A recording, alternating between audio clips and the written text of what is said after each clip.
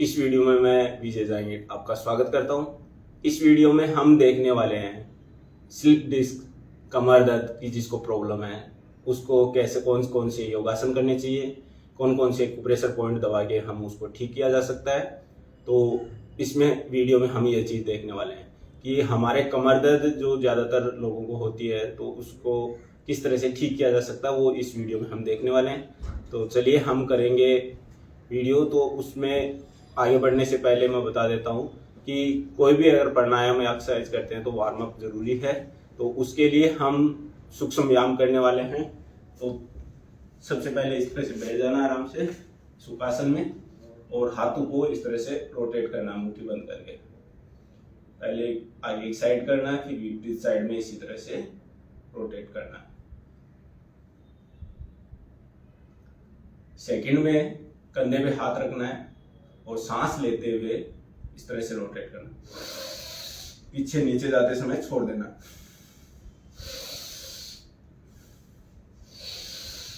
इसमें ध्यान रखिए आगे की साइड कोहनियां टच होनी चाहिए।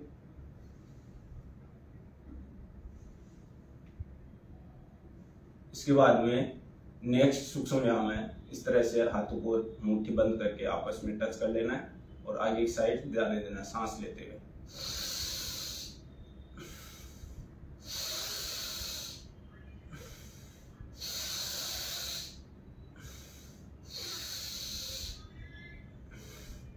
इसके बाद में आपको गर्दन का सूक्ष्म व्यायाम करना है, इस तरह से आगे पीछे। अगर आपको कमर दर्द ज्यादा है तो आगे की साइड ना करें, पीछे की साइड कर सकते हैं आप।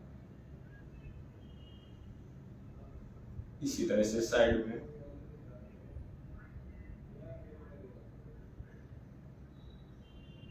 तो ये सूक्ष्म व्यायाम करने के बाद में चलिए हम करते हैं सबसे पहले उष्ट्रासन।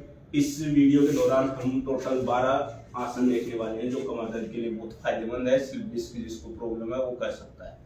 तो इस तरह से आपको वज्रासन में बैठ जाना है, फिर आपको घुटने के बल आ जाना है। तो उष्ट्रासन के लिए हम थोड़ा सा कभी मुताबिक पैर को खोल लेना है और एक हाथ को इस तरह से रोटेट करते हुए जाके एडी को पकड़ लेना है। इसी तरह से आपको उष्ट्रासन करना है, नीचे की साइड देखना है। तो ये उष्ट्रासन कमर दर्द वालों के लिए बहुत ही फायदेमंद आसन है। अगर आपसे इतना नहीं हो पा रहा है तो आप शुरुआती तौर में इस तरह से कर सकते हैं। इस तरह से बैठ जाना है और इस तरह एडी को पकड़ते हुए सीधा इस तरह से खड़े हो जाना है साइड से। जितना हो पाता उतना करें आप। तो ये उष्ट्रासन कमर दर्द के लिए बहुत बढ़िया, स्लिप डिस्क के लिए बहुत बढ़िया है। अगर आपसे नहीं हो पाता है तो आप जितना हो पाता उतना ही करें। आसनों में कोई भी जबरदस्ती ना करें। उसके बाद में नेक्स्ट है अर्धचंद्रासन। अर्धचंद्रासन इस तरह से है, खड़े हो जाना है और कमर पे हाथ और पीछे की साइड इस तरह से देखना है। जितना आपसे जाया जाता है उतना आप इसको करिए।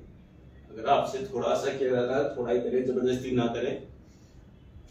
इसके बाद में नेक्स्ट रहेगा मकरासन।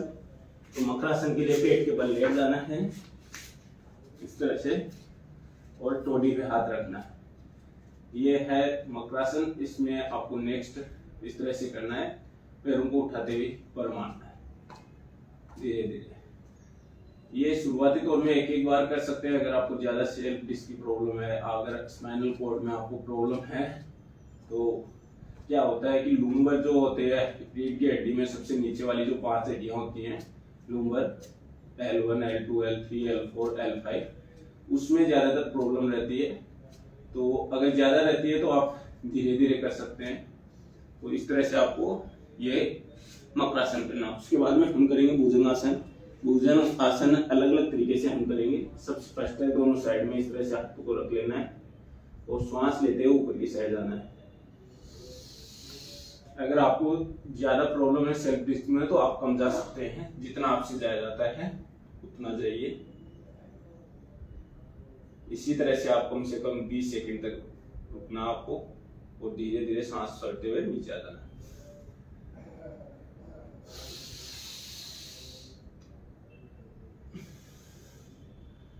अगर सेल्फ डिस्क की प्रॉब्लम जिसको रहती है, कमर दर्द की जिसको ज्यादा प्रॉब्लम रहती है, वो खट्टी चीजों का सेवन ना करें तो उसके लिए लाभदायक रहता है। फिर दोनों हथेलियों को इस तरह से आपको टच कर देना और श्वास लेते हुए ऊपर जाना।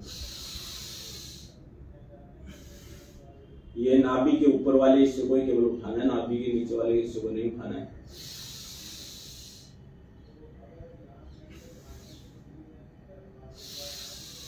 इस तरह से करना आपको। ये थर्ड भुजंगासन इस तरह से रहेगा। दोनों हाथों को आगे एक साइड रखना है, पीछे से पैर को उठा देना। इस तरह से आप ये 3 टाइप से आप भुजंगासन कर सकते हैं। इसके अलावा चौथा टाइप है तिर्यक भुजंगासन। उसके लिए आपको क्या करना है, ऊपर उठते हुए सांस लेते हुए ऊपर उठना है और लेफ्ट साइड से इस तरह से पीछे को आपको एडियों को देखना है। इसी तरह से दाहिनी साइड से करना आपको।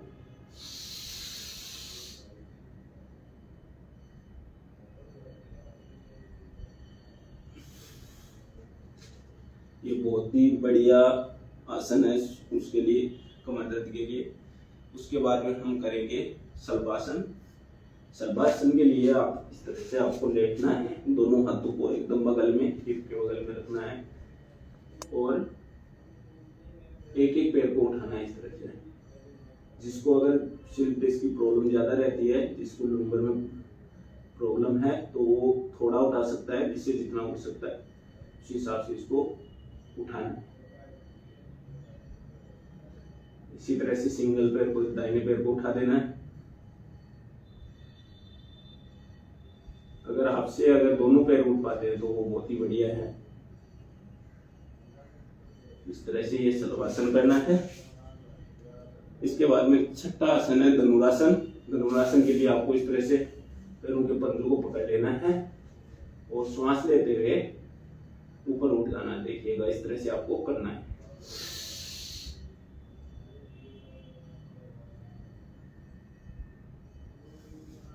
कम से कम आपको ये 20 सेकंड तक आपको रुकना है। अगर आपसे कम हो पाता है तो शुरुआती दौर में आप कम कर सकते हैं, लेकिन आपको 20 सेकंड तक इसको जाना है। इसके बाद में नेक्स्ट रहेगा वो पीठ के बल लेट जाना है।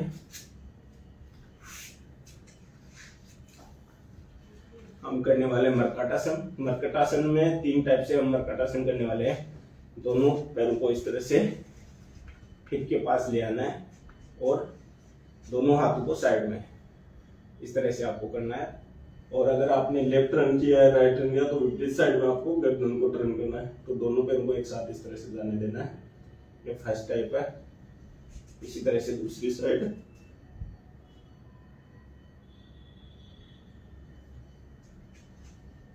कोई भी आसन में आप ज्यादा से ज्यादा 1 मिनट तक रुक सकते हैं आराम से, लेकिन अगर आपको शुरुआती तौर पे नहीं होता तो 5 सेकंड 10 सेकंड हिसाब से कर सकते हैं। इस तरह आपको चेक किया जाता है। इस तरह से ये फर्स्ट टाइप है मर्कटासन का। सेकंड टाइप है थोड़ा सा पैर को खोल लेना है और जब आप टर्न करते हैं तो जो दूसरे पैर की एडी है उसके बगल में उसका दूसरे पैर का घुटने का जाना है, उसके ऊपर घुटना जाता है इस तरह से।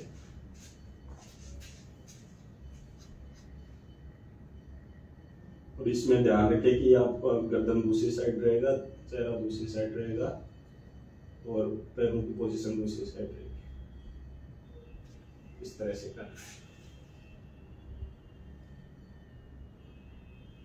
ये बहुत ही बढ़िया आसन है। ये 12 आसन जो बता रहा हूँ मैं, वो अगर आप रेगुलर सेल्फ डिस्क वाले करते हैं, जिसको कमर दर्द रहती है, अगर वो रेगुलर इसको करते हैं तो वो बहुत ही फायदेमंद है। इसके बाद में नेक्स्ट है इस तरह से दोनों हाथों को साइड में रखना है, लेग को पूरा अप कर देना है और एक साइड टर्न करके आपको पूरी तरह से दूसरी साइड में देखना है इस तरह से। इसी तरह से दूसरे पैर को भी करना है। जितना आपसे जाया जाता है, अगर आपको से थोड़ा जाता है तो थोड़ा करिए। शुरुआती तौर में अगर आपको सेल्फ डिस्क की ज्यादा प्रॉब्लम रहती है तो आप थोड़ा कर सकते हैं, क्योंकि जो जिसको कमर दर्द रहता है उससे अगर नहीं हो पाता इतना ही उठता है तो इतने से जाके इस तरह से आप कर सकते हैं। जितना आपसे उठा जाता है उतना करिए। इसके बाद में है पवन मुक्तासन। अर्ध पवन मुक्तासन करेंगे हम, तो उसके लिए इस तरह से एक पैर को फोल्ड कर लेना, उसको हाथों से इस तरह से घुटने को पकड़ लेना है और नाक को टच करना है।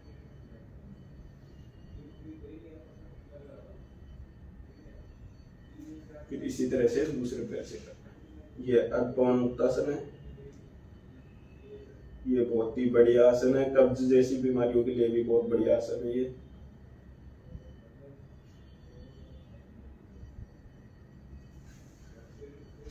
इस तरह से आपको करना है।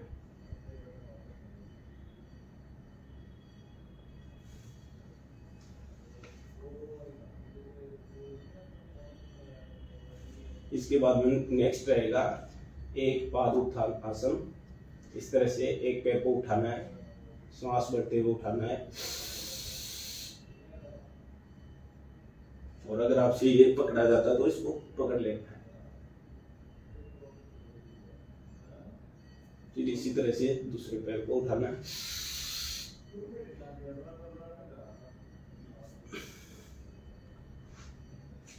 इसके बाद में है सेतुबंध आसन। इस तरह से आपको पैरों को क्लोज कर लेना है और एड़ियों को पकड़ लेना है और श्वास भरते हुए कमर को उठाना है। इस तरह से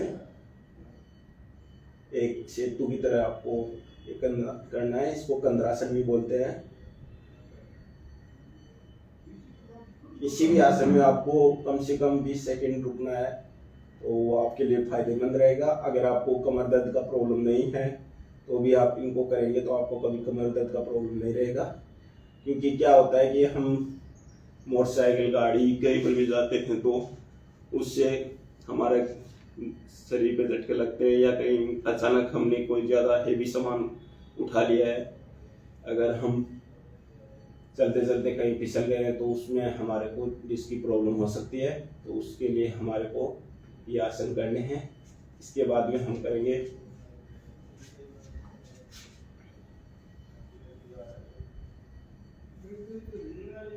कटी उत्थानासन। तो कटी उत्थानासन के लिए इसी तरह से आपको पैरों को क्लोज करना है और श्वास भरते हुए आपको हिप को नहीं उठाना है, केवल कमर को उठाना है। इस तरह से देखिएगा, इस तरह से केवल कमर को उठना चाहिए। रीढ़ की हड्डी जो हमारा स्पाइनल कॉर्ड है, जो वर्टिब्रा है, तो उसको हमारे को केवल उठाना है इस तरह से। गर्दन से आगे और कमर तक, हिप को नहीं उठाना है उसमें। तो ये कटी उत्थानासन था।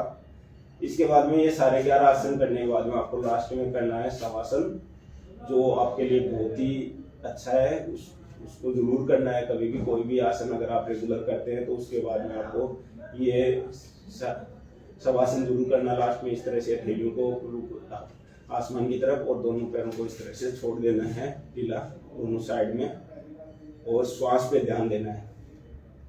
इस तरह से धीरे धीरे श्वास लेना है, तो ध्यान देना है कि वो श्वास जा रही है, वापस आ रही है। इसी तरह से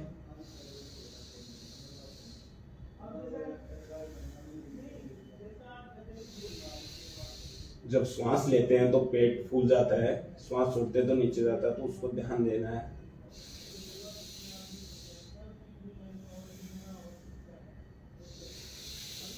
इसके बाद में हम करने वाले हैं एक्यूप्रेशर पॉइंट कौन कौन से रहने वाले हैं कमर दर्द के लिए, सेल्फ डिस्क के लिए, तो वो हम देखेंगे। अगर आप इस चैनल पर नए तो इस चैनल को फॉलो जरूर करें और इस वीडियो को ज़्यादा से ज़्यादा शेयर करें, जिससे कमर दर्द और सेल्फ डिस्क जैसी प्रॉब्लम से छुटकारा पाया जा सके। क्योंकि योग करने से ही आपका शरीर बहुत स्वस्थ हो सकता है, बड़ी बड़ी बीमारियां ठीक कर सकते हैं आप। तो इस तरह से शवासन आपको कम से कम लास्ट में 5 मिनट तक का आपको करना है इसी तरह से। तो इसके बाद में आपको आराम से सुखासन में बैठ जाना है। इसके बाद में हम देखने वाले हैं कमर दर्द के लिए कौन कौन से एक्यूप्रेशर पॉइंट रहेंगे। तो सबसे फर्स्ट है पैरों में एक पेन ले लेना है। पेन की सहायता से जो पैर के ऊपर वाला हिस्सा, ये जो ऊपर की साइड जो ये है, तो इसको आपको दबाना है। आपको इस तरह से गोल करते हुए आप इसको दबाना है। इस तरह से आप हाथ से भी दबा सकते हैं या इस तरह से पॉइंट करके भी दबा सकते हैं। ये सबसे बढ़िया एक्यूप्रेशर पॉइंट है। कमर दर्द और सेल्फ डिस्क के लिए।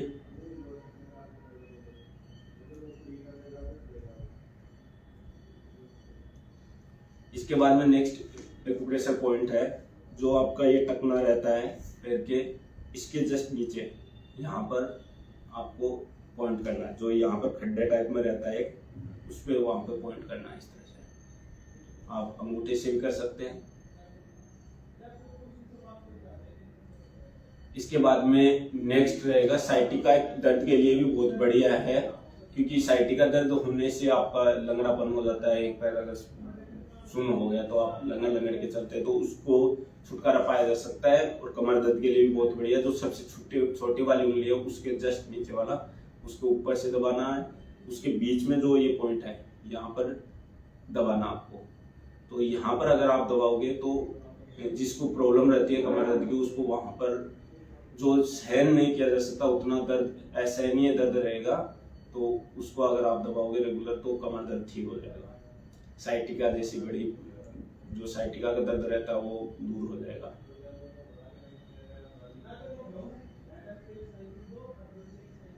तो इस तरह से ये सारे।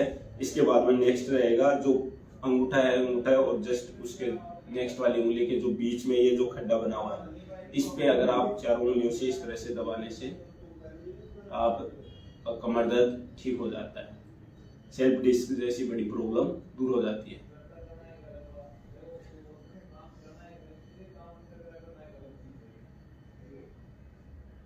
इसके बाद में नेक्स्ट रहेगा, अगर आपको जो रिंग फिंगर बोलते हैं, जिसको मास्टर फिंगर बोलते हैं, उसका जो बीच वाला पैरा है उसके ऊपर इस तरह से पेन से दोनों साइड में आपको ये मुंह पर वो करना, दबाना है आपको इस तरह से।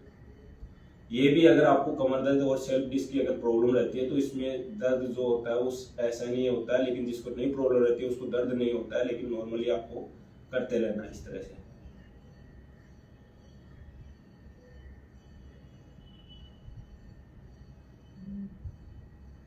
और जिसको स्पाइनल प्रॉब्लम, जिसको सेल्फ डिस्क की प्रॉब्लम रहती है, उसके लिए सबसे बेस्ट पॉइंट है ये जो अंगूठे का जो इधर नीचे वाला हिस्सा है, इसके लिए इस पे आपको प्रेस करना है। तो ये बहुत बढ़िया आपको रहने वाला है अगर आपको सेल्फ डिस्क की प्रॉब्लम है। इसको आप इस तरह से प्रेस कर सकते हो, इस तरह से आप पेन से प्रेस कर सकते हो।